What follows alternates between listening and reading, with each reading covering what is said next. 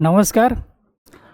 આજે આપણે ટોપિક ભણવા જઈએ છીએ આર્ટિફિશિયલ ઇન્ટેલિજન્સ. કોઈને ખબર છે આર્ટિફિશિયલ ઇન્ટેલિજન્સ વિશે કોઈ આઈડિયા? એક બે પોઈન્ટ.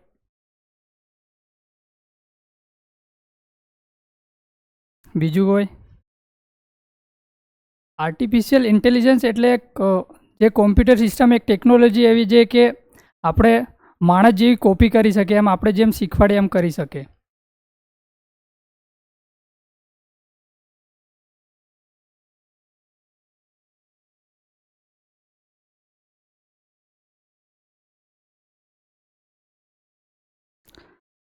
આર્ટિફિશિયલ ઇન્ટેલિજન્સમાં આપણે પહેલાં ઇન્ટ્રોડક્શન, પછી કેમ આર્ટિફિશિયલ ઇન્ટેલિજન્સનો ઉપયોગ થાય છે એ જોઈશું, પછી એપ્લિકેશન, એના પર આર્ટિફિશિયલ ઇન્ટેલિજન્સ પર શું એપ્લિકેશન કરી શકીએ તે, અને એડવાન્ટેજીસ અને એના disadvantages.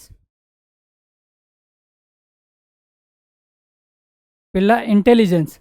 Artificial intelligence is a branch of science which deals with helping machines find solution to problem in more human like fashions. Artificial intelligence એક બ્રાન્ચની એવી શાખા છે કે જેના દ્વારા આપણને બધું સ્પીડલી સોલ્યુશન મળી શકે, અને એને એવું કે માણસને કોઈ પણ ડિસિઝન લેવામાં કોઈ ટાઈમ લાગે નહીં, શોર્ટ ટાઈમમાં એ બધું આપણે ડિસિઝનો લઈ શકીએ એવું એક ટેકનોલોજી વિકસાવી છે.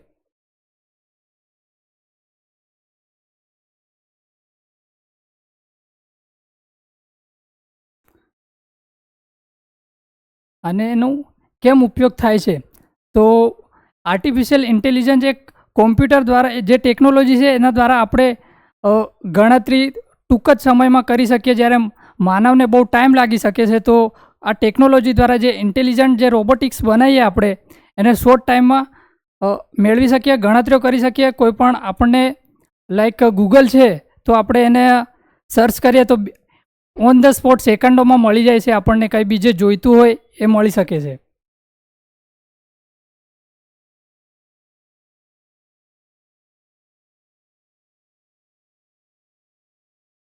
અને જે એપ્લિકેશન છે એમાં એક્સપર્ટ સિસ્ટમ, સ્પીચ રિકોગ્નાઇઝેશન અને રોબોટિક્સ. એક્સપર્ટ સિસ્ટમ એટલે કે લાઈક એક માણસ ઇન્ટેલિજન્ટ છે તો એ આપણને બીજા બધા જોડે ફોરવર્ડ કરશે, એનું જે નોલેજ છે એ ફોરવર્ડ કરશે, તો બીજાને નોલેજ મળશે. એ નોલેજ થ્રુ આપણે બીજા કોઈને ફોરવર્ડ કરીએ તો એને પણ જાણવા મળે કે આ રીતનું આ કરશું તો આપણે શોર્ટ ટાઈમમાં એ વસ્તુ સુધી, જે ટોપિક આપણને જોઈએ છે એ મળી શકે છે.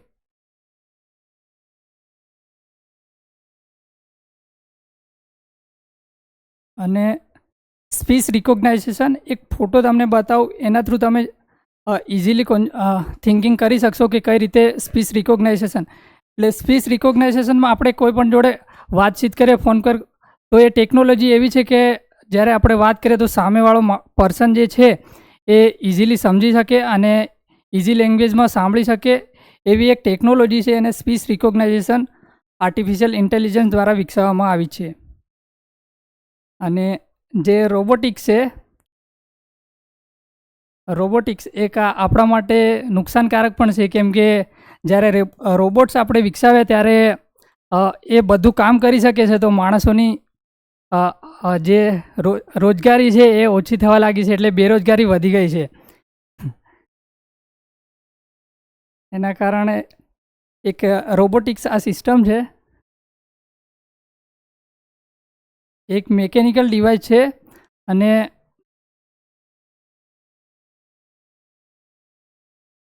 એ છે ને પછી એના એડવાન્ટેજીસ આર્ટિફિશિયલ ઓફ ઇન્ટેલિજન્સમાં દેખીએ તો એમાં ઓછી એરર આવવાના ચાન્સીસ છે, કેમ કે એ ટેકનોલોજી છે કોમ્પ્યુટરલી, અને આપણી જે કંઈ પણ ભૂલો થતી હોય એમાં ઇમ્પ્રુવમેન્ટ લાવવા માટે છે. અને ગમે ત્યારે આ ટેકનોલોજી છે, લાઈક ગૂગલ છે, કોઈ બી જે ઓનલાઈન વેબસાઇટો છે, એપ્લિકેશનો, એ ઓલવેઝ અવેલેબલ છે. એક અને ડિજિટલ આસિસ્ટન્ટ છે, પ્લસ ફાસ્ટર ડિસિઝન લઈ શકે છે. અને એમાં આપણે જોઈએ તો એ એક એડવાન્ટેજમાં આપણા ફોનનો ફેસ લોક હોઈ શકે. અને એક એપ્લિકેશનો જે છે અત્યારે આપણે આ દાહોદ સિટીમાં તો નથી, પણ જે ગાંધીનગર, અમદાવાદ એવી સિટીમાં છે, તે એપ્લિકેશનો લાઈક ઓલા, ઉબર આપણને જ્યારે એક જગ્યાએથી બીજી જગ્યાએ ટ્રાન્સપોર્ટ થવાનું હોય તો આપણે આનો જે કોલ કરીએ કાં તો મેસેજ કરીએ તો આવી શકે છે આપણને લેવા માટે. અને મીડિયા રિકમેન્ડેશનમાં લાઈક આપણે જેને લાઈક કરીએ એ આપણા લાઈક ઇન્સ્ટાગ્રામ છે એમાં જે વસ્તુને વધારે લાઈક કરીએ એ વધારે આવે છે. અને વેધર વોર્નિંગ તો આવી આર્ટિફિશિયલ ઇન્ટેલિજન્સ છે એના પરથી આપણને વેધરની વોર્નિંગ એવું કંઈ પણ જે મળી શકે છે ઓન ધ સ્પોટને. ઓટોમેટિક કાર ટેસ્લા જે છે એને એક કાર બનાવી છે, ઓટોમેટિક ચાલે છે. એમાં આવી બધી સિસ્ટમ હોય છે. એ સિસ્ટમ થ્રુ આપણને ડાયરેક્ટ એમ ડ્રાઈવરની માણસની જરૂર નથી પડતી. જે સિસ્ટમ નાખી દઈએ તો આપણે જ્યાં જવાનું હોય ત્યાં જઈ શકીએ છીએ. પ્લસ પછી એના ડિસએડવાન્ટેજમાં હવે આ રોબોટિક્સ જે આર્ટિફિશિયલ ઇન્ટેલિજન્ટ છે એને હવે તો સસ્તું હોય જ નહીં, એટલે હાઈ કોસ્ટમાં આપણે લેવું પડે છે. પ્લસ આ બેરોજગારી જે તમને કીધું, અનએમ્પ્લોયમેન્ટ, અને એ માનવ પર નિર્ભર છે, હ્યુમન ડિપેન્ડન્ટ. અને જે એનો ડિસએડવાન્ટેજ મેઇન પોઈન્ટ આ છે કે લેક ઓફ આઉટ થિંકિંગ, એટલે માણસો પછી બધી ટેકનોલોજી આવી ગઈ એટલે માણસો વિચારવાનું ઓછું કરી દેશે, એમ નિર્ભય બની જશે બીજા પર. અને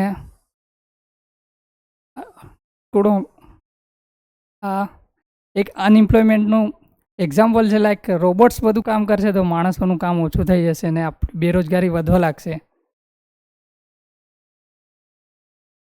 અને પછી જે આપણા જે ડેટા છે એમાં આ જે કોમ્પ્યુટર કોઈ બી સિસ્ટમમાં રાખીશું તો એને આપણે નીચે લો ટેમ્પરેચર પર રાખવા પડશે, કેમ કે જો હાઈ ટેમ્પરેચર પર રાખીશું તો પછી એ હીટ થઈને શોર્ટ સર્કિટ થવાના ચાન્સીસ છે. એના કારણે નીચા ટેમ્પરેચર પર આપણે રાખી શકીએ છીએ. અને એક એપ્લિકેશન હતી જે માઇક્રોસોફ્ટ કરીને હતી, ચેટબોક્સ, એ અત્યારે લાઈક જે માઇક્રોસોફ્ટ એપ હતી ને એનો મિસયુઝ થયો હતો. ટ્વિટર ને એવું બધું લોકોએ જે કોમેન્ટો મારી હતી એના ખરાબ કોમેન્ટ્સો આપી હતી, એના કારણે નુકસાન થયું હતું. ને એમાં એક ગેરલાભમાં આપણે ડાટા પ્રાઇવેસી પણ લીક થઈ શકે છે, કેમ કે જે માણસ યુઝ કરતો હોય એની સિસ્ટમ ઓપરેટર બીજો હોય તો એ જાસૂસ હોઈ શકે છે, તો ડાટા લીક થઈ શકે છે. અને પછી ઇનઇક્વાલિટી ઇન્ક્રીઝ, તો જે આ ટેકનોલોજી વિકસાવી એ માણસ તો અમીર જ હશે મોટો. તો પછી એમાં લાઈક સુપર 30માં એક ડાયલોગ છે જે મોટા માણસો જ કરી શકે. તો એમાં ભણવા માટે એક ડાયલોગ છે કે રાજાનો બેટો જ રાજા બને, એમ. એટલે મોટા માણસોના જ આમાં એના છોકરાઓ જ મોટા જ હશે. આપણે નાના માણસોના કોઈ આમાં યુઝ કરી શકીએ નહીં, આપણે તો હતા એવા ને એવા. અને હેકિંગ સિસ્ટમમાં એવું છે કે આર્ટિફિશિયલ ઇન્ટેલિજન્સ આ ટેકનોલોજી આવી ગઈ તો હેકિંગ પહેલાં થતું હતું પણ બહુ ટાઈમ લાગતો હતો. હવે આ આર્ટિફિશિયલ ઇન્ટેલિજન્સ આવ્યું એના કારણે ઓન ધ સ્પોટ એમ સેકન્ડોમાં હેક થઈ જાય છે બધાના એકાઉન્ટ. ગઈકાલનું કરંટમાં એક ફૂટબોલર પ્લેયર છે એમ્બાપે, એનું ટ્વિટર એકાઉન્ટ હેક થઈ ગયું છે. અને સર્વર ડાઉન થઈ ગયું હતું 2-3 દિવસ પહેલાં. એક આ ડિસએડવાન્ટેજ છે, સર્વર ડાઉન થયું હતું 2-3 મિનિટ માટે. બ્લુ ગ્રીન એ કરીને હતું, એના પર સર્વર ડાઉન થઈ ગયું. તો લાઈક અત્યારે તો શેર માર્કેટનું માર્કેટિંગ છે, તો એના કારણે જો સર્વર ડાઉન થયું તો પછી શેર માર્કેટમાં જે શેર હોલ્ડરો છે એમને પણ નુકસાન થાય.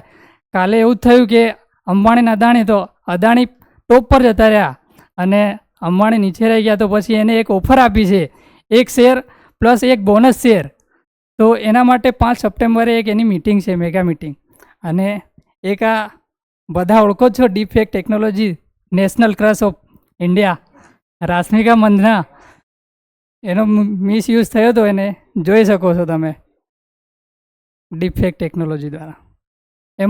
આમાં મેઇન પોઈન્ટ એ છે કે ડીપફેકમાં બીજું બધું ચેન્જ કરી શકાય, પણ એની જે કીકીઓ છે એ ચેન્જ નહીં કરી શકાય. એના કારણે પકડાઈ જાય છે કઈ રીતે હેક થયું છે કે નહીં.